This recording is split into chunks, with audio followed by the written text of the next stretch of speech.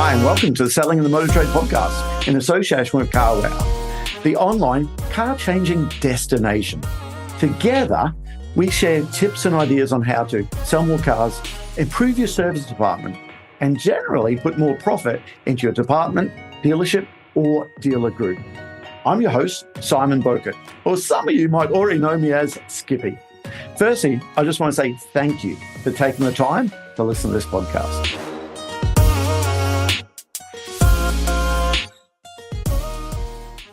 Hi, and welcome to another episode of Selling in the Motor Trade. Today, it is my pleasure to welcome aboard Jono O'Byrne. You've been a mentor to lots of other people. Can you share with me some memorable coaching or something you've done with someone that started maybe a junior person that's now a head of business somewhere there that you mentioned that before. You love to take people with you. Love it. Yeah. And you know what? I see nothing better to succeeding. And it's almost like when someone updates their LinkedIn and you see that congratulate them on the new job and you go, oh, do you know what?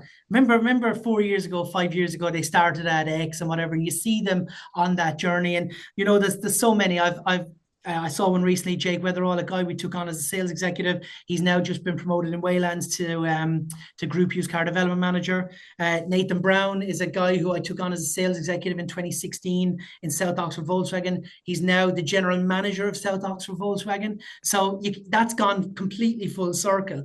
And I believe with the right attitude, you know, it's attitude over aptitude. With the right attitude, anyone can go anywhere. And one bit of advice that I've always lived by, and I first came across it on, I think it was on a podcast, maybe a couple of years back. It was Billie Jean King, you know, the former tennis player. Yeah. You know, a real inspirational person. And she said that the key to success sits in three different things.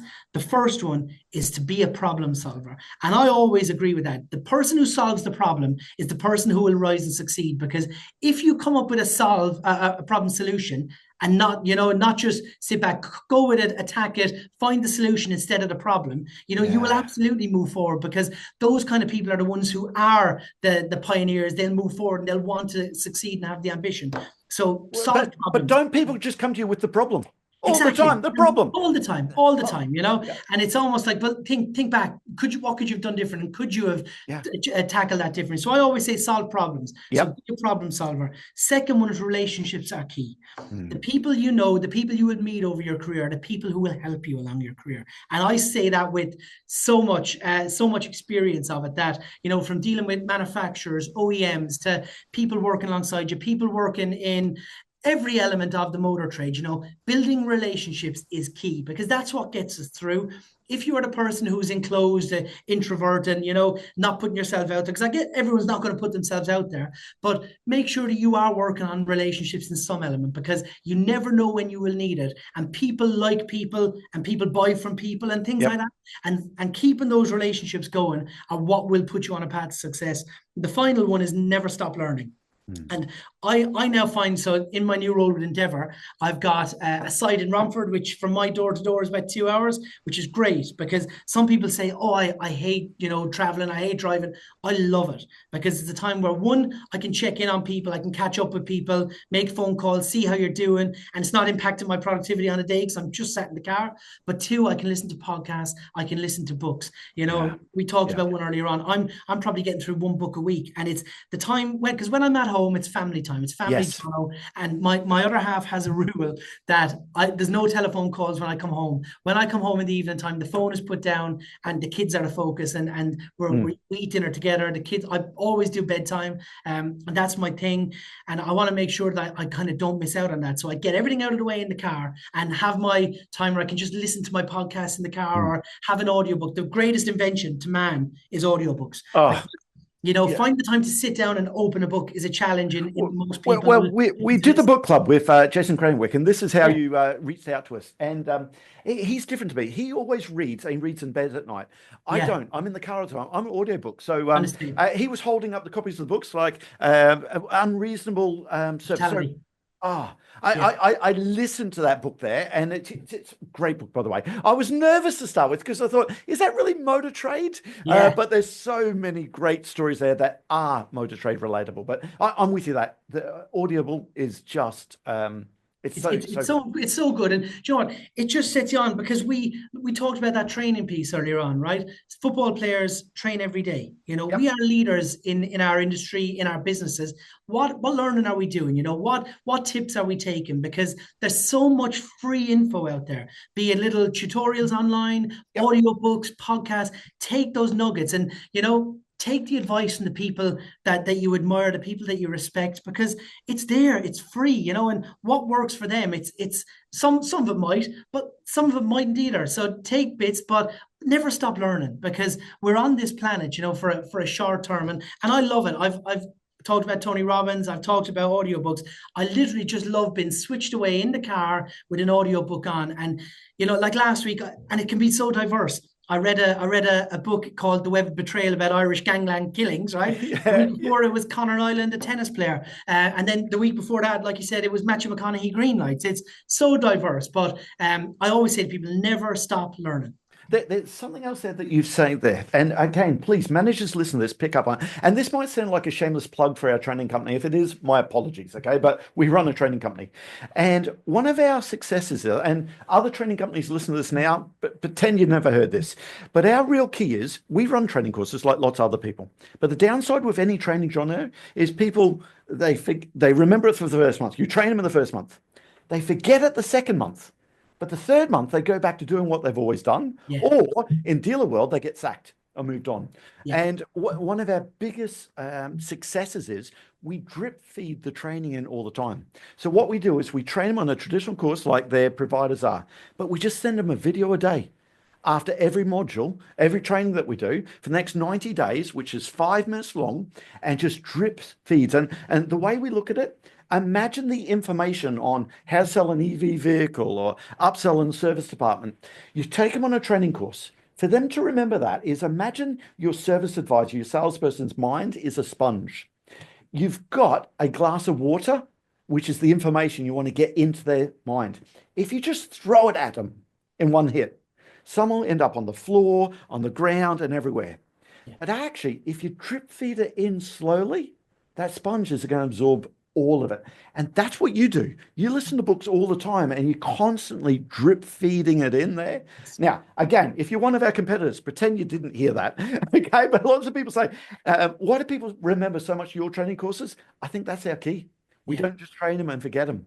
It's that continual drip feeding of information that really works. And your podcast as well, you know, you come back trial close, you come back objection handling, different things that when you get 5 minutes, it just reinvigorates and resparks and does it that way, you know. So you've got the materials, which is great. It's sorry if that sounds like a shameless plug, but we run a training company. It's not because it was 2010 when I had training with you, Simon. So it's not even. That's 100% genuine. So please, it's not a plug. Now let's get into the motor trade specifically now. Okay, I really enjoyed that whole conversation, but let's get into the motor trade. I'm sure I'm going to enjoy this now. EVs. Okay. So people listen to this in Ireland, Australia, America. The UK has a different challenge with this zero. The ZEV mandate. It means that 24%, I believe it was, in 2024 cars had to be 22. Sorry, 22 in 24. 22 and 24. Okay. It goes to this year, 2025. It's 28%. Now, the government, I want to get your views on this. I don't believe anyone got the 15,000 fine in the UK. I think the government has now said we need to look at 2035. Is that achievable to go full electric? On the ground, what is this message saying to consumers? Do you know, what a week to be asking that question. Obviously, the Department of Transport has said they won't be issuing the fines because they saw positive growth in the market last year. But like you just said, how confusing is it to customers? You know, so you've got this real push for EVs at the latter half of last year. People with substantial discounts and manufacturers offering some great incentives to people to come on board. Then the government kind of saying, oh, well, actually, do you know what? We're not going to issue those fines. Oh, it's not really big on our it's big on our agenda, but we're going to change the actual road to 2035. It was 2030. Go to put it 2035. And the big victims, I think, of this are the real early adopters who bought Yes. into EV, that were there from day one and said, you know what, I really believe in this. I want to do it. Mm. All this race to the bottom last year has just pushed them further into negative equity, and has damaged the value of the vehicles that they bought, because they were those pioneers and people who wanted to get behind it. And it's going to make it even more challenging for them to continue that journey, because I bet you if you look at a majority of used cars out there, or cars coming back 2 and 3 years old, they're probably in negative equity now, because back in the day there wasn't much discounts on EV. I know from the manufacturers I was represented at the time, to now it's substantial discounts off. Then you have the people who are looking to get into it now, and you're kind of seeing, okay, well, people are saying there's going to be a big thing coming, or maybe it's not going to be a big thing coming. The government now it's so mixed messaging. Then you've got tax coming in on EV vehicles from April. Which is again another negative connotation to try and get people on board. It's not helping. My other half has literally, so she would have been a bit of a, I suppose, an EV skeptic. She does really small mileage, so she petrol. EV is actually ideal for her. But she had heard, and my parents back in Ireland were like, oh, EV is terrible, it's this and that. So I put her into an EV in October. She loves it. And I mean, she absolutely loves it. Apart from the fact that sometimes she forgets to charge it. And that's my fault. Apparently, like everything, it was my fault. But she literally said, John, I should have done this before, because it's so convenient. We have the charger at home and it's great. And it did take for me really to see her being so enthusiastic to buy into it, because given some of the mileage I have, it's not feasible for me. I suppose earlier on. Now with some of the high range vehicles come through, we've got a fantastic EX90 coming this month actually. We've got test drives booked on that over the next couple of weeks, and it's a really great range, and that opens it up to more people. But the government are not helping. No. And we look at the call of the lobbyists looking for some grants to come back on. There's no sign of that coming. They're now going to start taxing people on EVs, and it's just so mixed messaging. It's not helping. It needs to be consistent. We either need to be supportive and, 100% behind this, or else it's never going to take off, Yeah, and it's so true about, is it fair to say the older population? But my father-in-law is still thinking, well, electric vehicle. My wife's an electric vehicle, okay? And again, we're very similar. She does very low mileage. For myself, I'm doing 30,000 miles a year. I'm one cycle away from it. I want to do it. But I'm similar as you, exactly. But just over Christmas, New Year, again, my father-in-law's like, oh, but don't park it in the garage, okay? Because I'll catch fire, And there's still this... exactly. This worry and this whole apprehension, or even look, I was in our West London Volvo showroom just over Christmas, and I spoke to a guy similar to what you were saying, and he was saying, oh, do you know what? Look, I've made the change. He's gone hybrid, so he's nearly there. But he was like, I don't know why I'm so concerned, because we only do that one big trip a year. And everyone always thinks about this one big trip. But actually, with the infrastructure and some planning, it's fine. Don't worry about it. Why are we thinking about our car buying on one trip a year? Four over the course of his 4 years or whatever it might be. But he's gone into a hybrid. But we need to really put a stop to those myths and dispel the whole piece of, I'm going to run out of electricity. You don't. You charge it every night, fully charged. It's like your mobile phone. What have I got now? I've got 98%. There you go. So there's a couple of stats that I love for part of our selling cars with a plug training program that we go through, and we just let salespeople know this, and we want salespeople to have a charger at home if possible, because that really does help them to know what it is. But the amount of customers that are second-time EV customers, that tells you everything. But two other stats that I really love. In the UK, now again, people listen to this in Canada and Australia, my apologies for this one, but in the UK, 63% of UK drivers, not population of drivers, have access to off-site charging.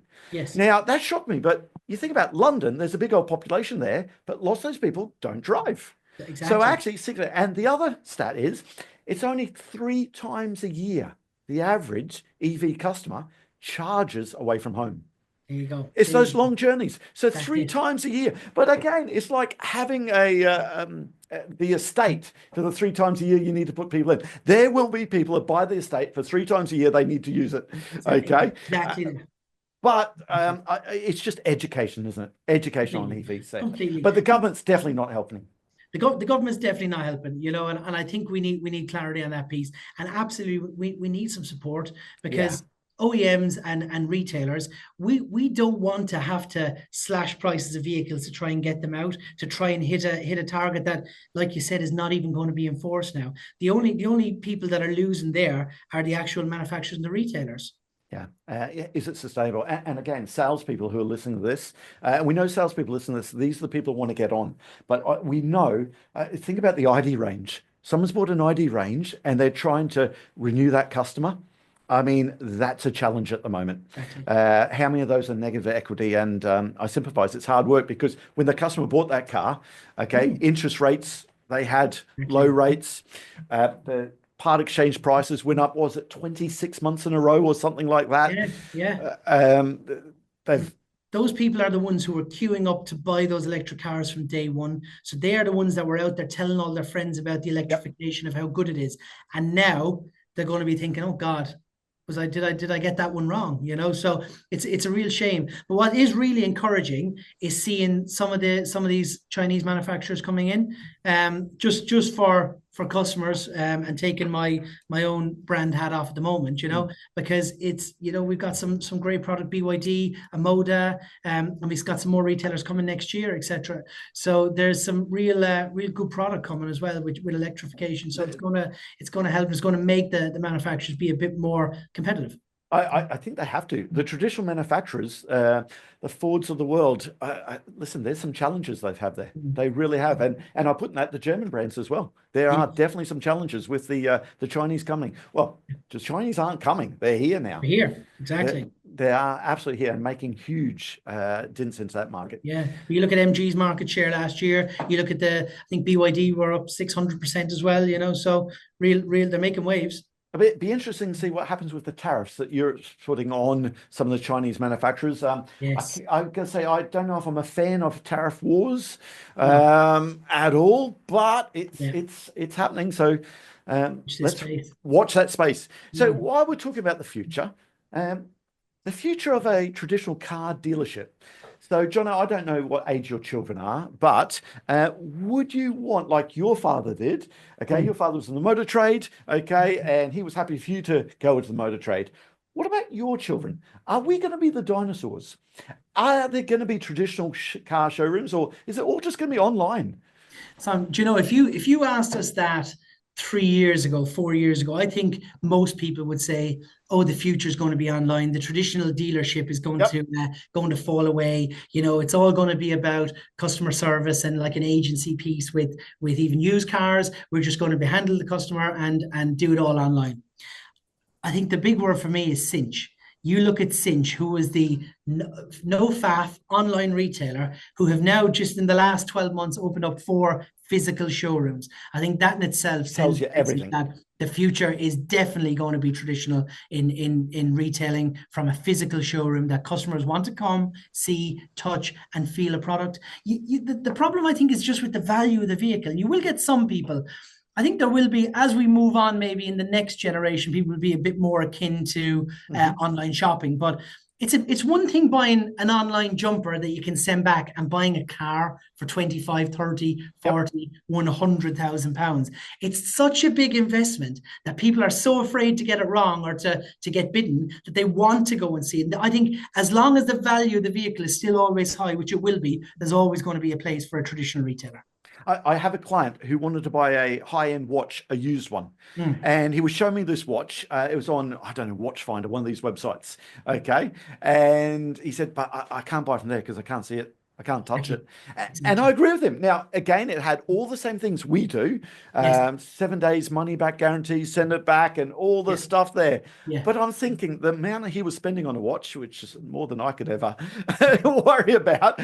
But again, it's similar price to a car. And it's that same thing. He wanted to touch it. He wanted to 100%. But it's even like the color piece, and I'll use the color piece so much. Right, we can send digital brochures online to all our customers, but customers love coming in and physically seeing the color, because you look at gray. We have vapor gray, thunder gray, different varieties of gray, right? And when you send it on a PDF document, they look at it and go, "Ooh, I'd like to see it physically, actually, to be honest." And so they're even just that piece, they want to come and still see it, because there is differentiators on that, and or different types of leather. If it's a Napa leather, a ventilated leather, whatever it might be, they'd like to see that physically, and touch it. So there's always going to be a place. I think so. It's too much of a high investment for people to take the whole traditional piece away and just do it solely online. There will definitely be people who will. Oh, yes. There will definitely be. There's a place for both. They absolutely are. Okay, so we can't ignore that market, but it's that's there. So listen, I'm keen to talk about agency now, and the reason why I'm keen to speak to you about agency is in the podcast when James Vaughtman talked about agency going back 3 years ago, it was the episodes that got the highest views. Agency's almost not been a subject over the last 12 months. We've had people like JLR saying we're not doing it now. I believe Volkswagen has pushed it back. I want to get your views, because you were working with Volkswagen, who I believe was agency on the electric range. Correct. Okay. But now you've gone to Volvo, which is pure agency. So people who've got agency coming, is agency the work of the devil? Okay. Is it, what's your experience been moving somewhere that's pure agency?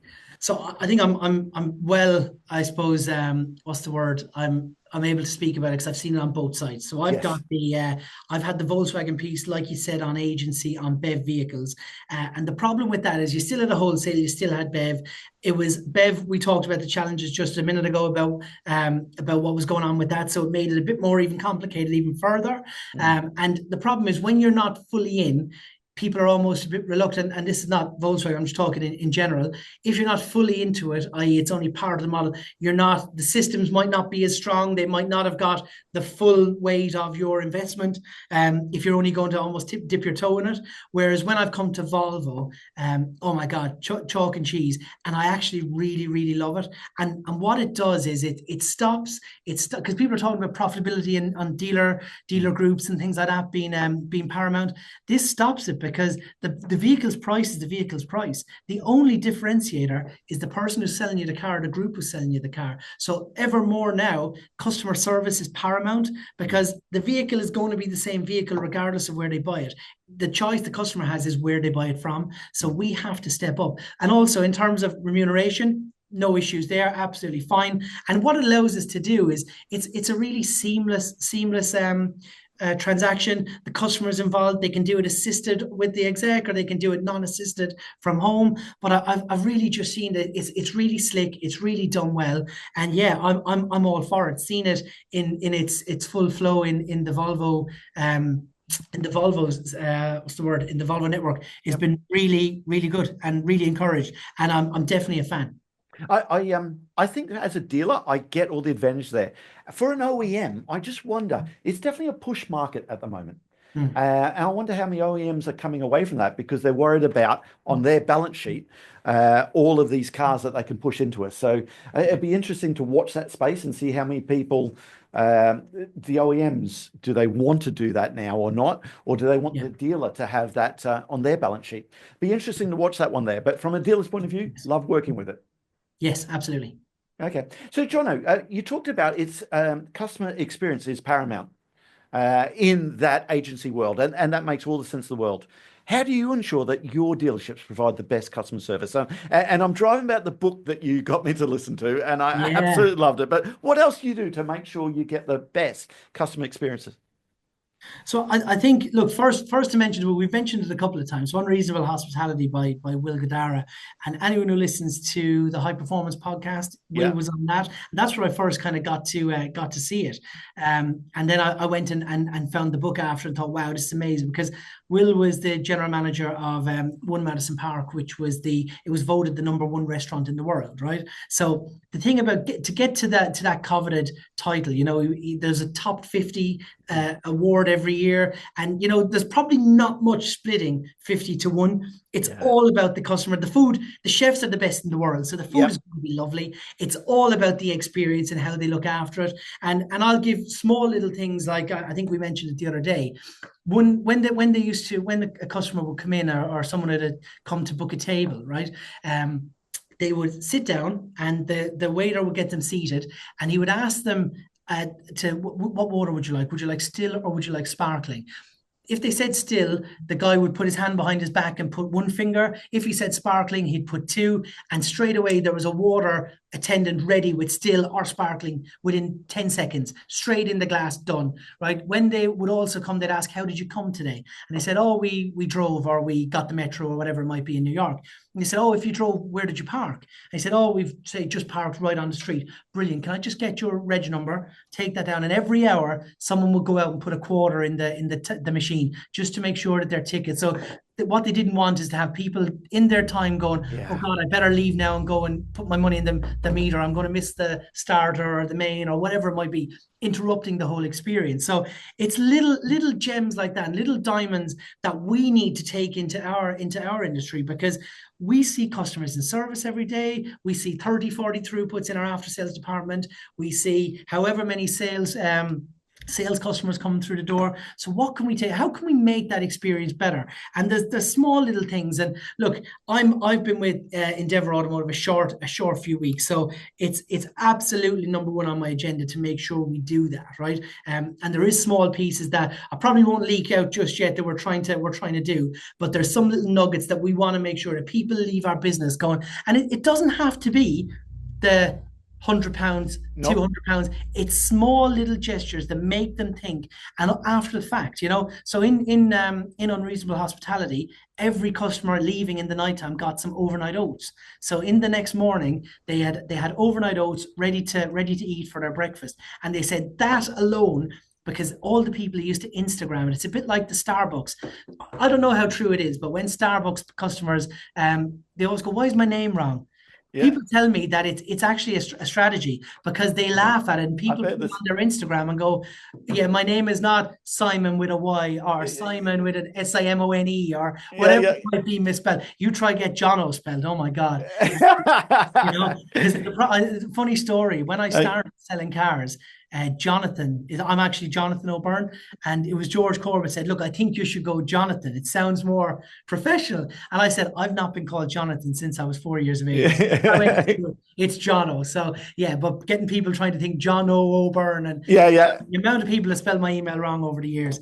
But but it was a quirk. You need to get people to remember you, and it's not remember you for the things that everyone else did. Is there anything you can do differently? And we talked about the save water, plant a tree, and not get your car washed, and planting a tree and a thing. That's something that was really cost effective, but really powerful. So another thing that I did is that when we used to have a car leave, we bought a big massive bulk of love hearts, little packet of love hearts, and we'd stick them in the ashtray, and we a little handwritten note from the general manager saying, hope you're enjoying your purchase, look forward to seeing you soon, Jono O'Byrne, whatever it might be. And they might see it that day, they might see it in a week, they might see it in whatever it is, but it's something that made them giggle, and it was a talking point, and it was something that remembered us by, and that's what we have to get to. The customer service is all about being memorable, because everyone will come and give them a bouquet of flowers, a bottle of shit, whatever it might be, a handover gift. It's how can you set yourself apart from everybody else? Do something different and be memorable. Be memorable and different are the key. I think that is key. Again, with this, I remember I picked up a car. Goodness me, Jono, this must have been 15 years ago, and in an Audi dealership, could be longer. And he came out and said, and there's your bunch of flowers. Now, he knew I was in the industry. Okay. And he said, there's your bunch of flowers. I went, sorry, bunch of flowers? Why? Yeah. He said, oh no, Audi says we've got to give a £10 gift to everyone now. So that's what we do. But I'm not here with my wife. This is a company car. Okay. Yeah. I'm a man. You're giving me a bunch of flowers. Yeah. Now, yes, I could go home and say there's from my wife, they're from me. Yeah. Okay. But it's kind of, it was not, it missed the point. And I'll tell you what, that book, again, someone else recently between Christmas and New Year, a good friend of mine, Mr. Dave Gittins, he come back from a cruise. And on this cruise, someone must have swallowed that book because they're having great meals and five-star meals and all this sort of stuff there. And he turned around and just flippantly said, you know what? It's not like the fish and chips and mushy peas, though, is it? That we get back as a joke. Yeah. Okay? And it's the same story as the hot dog story. Yes. So the next, they absolutely did it, Jono. So the next night, they had a small portion of fish and chips for everyone at their little table. Okay. And some mushy peas there. And they all just went, wow. Yeah. Absolutely. Exactly. What did it cost them to do that? Nothing. But more importantly, managers, listen to this. What margin did they make out of that meal compared to how many what we do in the motor trade? It doesn't have to cost you a lot, but the love hearts, it's simple little things like that. That's exactly. It does make a difference. We've had a few sales execs, and we often had a phrase, right, of because it all stemmed from a customer wrote in. So we had a really good sales exec, and I'll name his Anthony Bow. He was in Coolston Volkswagen, and his follow up. He used to basically he had such a great relationship with them, and he was a really, really great guy. And he used to write back going, great, thanks for the transaction, lovely to see you. Hope you got home safe. Remember, I'm your car guy. So anyone you need, send them my way. And I always remember, be somebody's car guy, be their car guy. What have you done that they will say, do you know what? Next time anyone wants, I'm coming to that person. Be the car guy. Yeah. I love that. Now, listen, people stepping into leadership, what advice do you have to someone who's transitioning to that role from a sales role? Okay. Well, actually, let me ask that in a different way. Yeah. Okay. You'll be looking to hire senior managers in your group, and you'll be looking for sales managers, transaction managers, business managers, whatever they're called in your business there. When you're hiring someone, what do you look for? Or to promote someone? Yeah, well, it's a good question, because I've always been told not to hire people like you, because we always tend to sway towards people like us because we see ourselves in them, we see the qualities in them, and you go, that reminds me of me. But you know what? Sometimes I feel it's a mixed bag of that. You have to see the qualities of, yeah, do you know what? They remind me of that. But you want to see the qualities that are different to what you don't have, whatever it might be. And I'm generalizing here, but I always think that look at the site you're hiring for. What does that site need? Is it a high performing site? Okay, brilliant.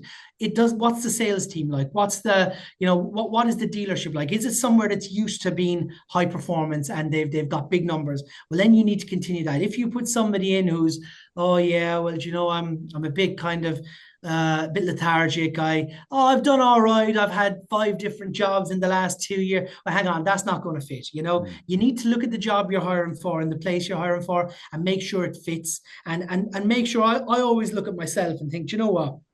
If I went into that business, what would I do? And we always ask that, what is your 90 days? What does your first 90 days look? Yep. What does your first 30 days look for? And you look for little trigger points that you would think about as well. And that's what I always say. And it can be hard to get that, because sometimes you always have to kind of drag it out of people. But I just like energy. And for me, energy is the currency in this moment in time. Like people who are go-getters, people who want to do it, and people who are driven will succeed because they'll find a way. And I like I spoke about with the Billie Jean thing, be that problem solver. They will find the way. And I always look for someone with energy and someone with dynamic and someone who's almost even saying, do you know what? The reason I want this is because I want you to do your job.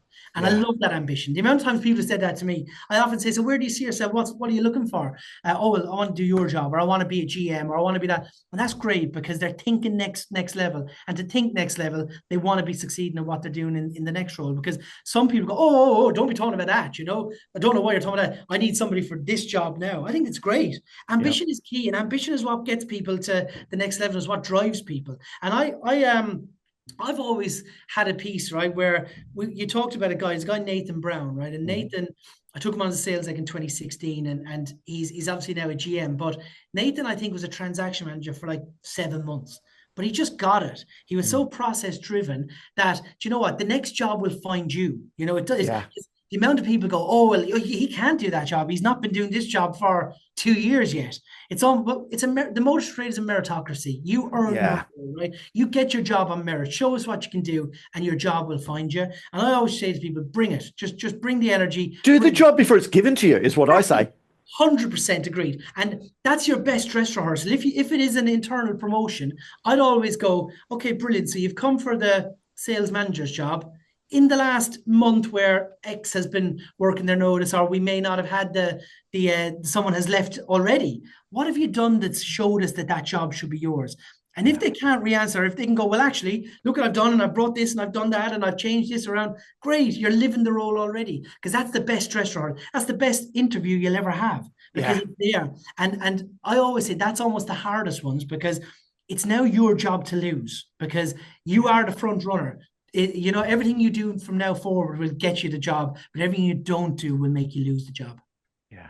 Cool. Listen, in wrapping up, the few things I've got to ask, okay, because your enthusiasm is infectious, and I absolutely love that.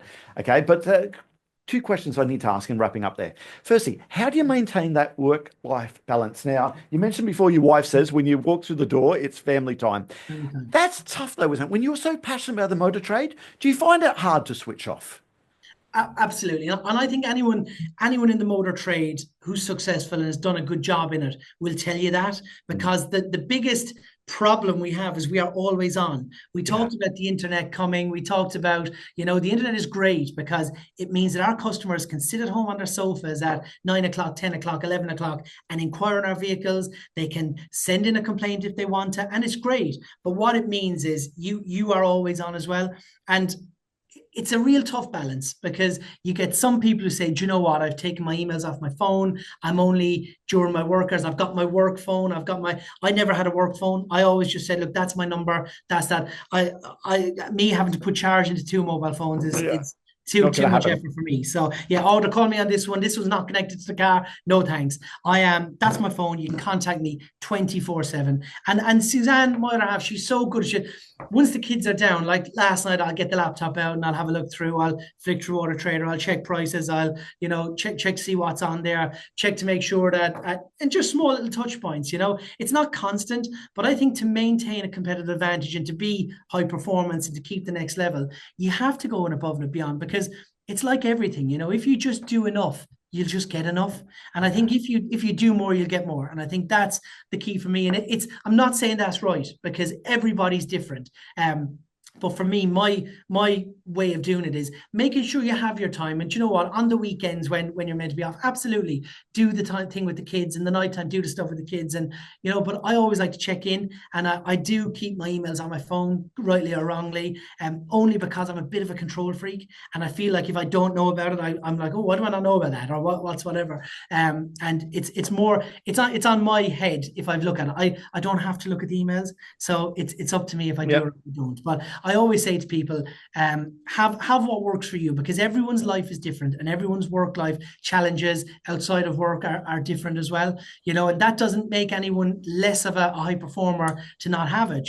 If anything, it might make them great because they're a bit more structured during their day than me. But I always say work what works for you. There's no right or wrong. If you're achieving great things and you do it by keeping everything at arm's length or being fully immersed and involved in it, that's great. You do you.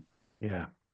Listen, I've really enjoyed this conversation. There's so much good advice for anyone starting off the motor trade, their first management position.